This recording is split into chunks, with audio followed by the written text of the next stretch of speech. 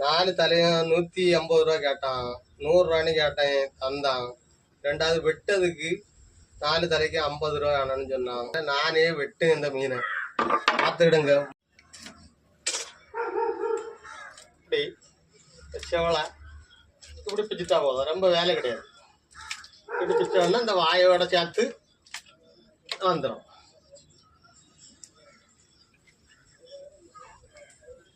உள்ள இந்த பூக்கத்து இப்படி கையிலேயே வரும். ஆனால் கொஞ்சம் பலம் குறைஞ்ச ஆளுக்கு கையில் வராது, கொஞ்சம் குன்னி இழுக்கணும். கண்ணை கொட்டாத அளவில் அதை எடுக்கணும், இப்படியே பிச்சு எடுக்கணும்.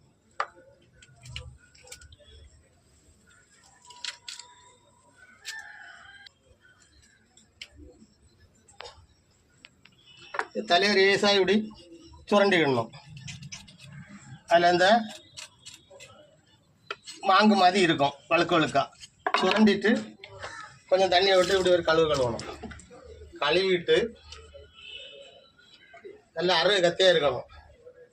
இப்படி வச்சுக்கிட்டு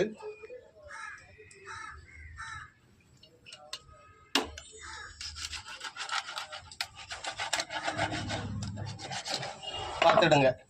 இது ஒரு தலை வாங்கினால ஒரு துண்டு நம்மளுக்கு கிளீனாக கிடைக்கும்.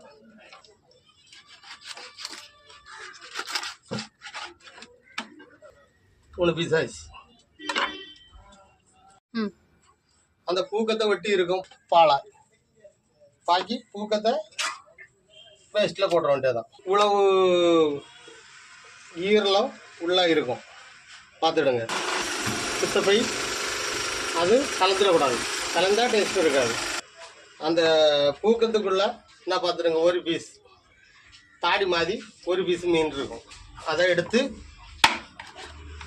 இப்படி வெட்டிக்கிட்டு சரி ஆள் 2ஆ போடலாம், இல்லைன்னு சொன்னால் நம்ம இப்படி முழுசாக போட்டாலும் சரி. அதை லேசாக இந்த இப்படி வச்சு நம்ம இழுக்கும்போது இந்த தொலி வந்துடும். இந்த தொலியை நம்ம உரிச்சு எடுத்துடணும். தொலியை உரிச்சா இப்படி வந்துடும். தொலியை கம்ப்ளீட்டாட்டு இப்படி எடுத்துடணும். இவ்வளோ நம்ம கடையில் வாங்கினா இப்போ 100 ரூபா கேட்பாங்க.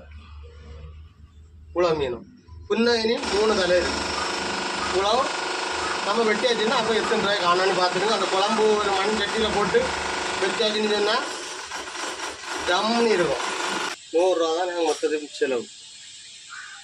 பார்த்துடுங்க. இதை நீங்கள் சமைச்சு சாப்பிட்டு இந்த கண்ணை நீங்கள் சாப்பிட்டு பார்த்துக்கிட்டு எப்படி இருக்குன்னுக்கிட்டு எங்களுக்கு பதில் சொல்லுங்கள். நான் பார்த்துடுங்க. சட்டியில் அப்படி நல்லா காஞ்சி வரும்போது அந்த சோப்பு நிறம் கொடுக்கணும். அதுக்கு பிறகு தான் இறக்கணும்.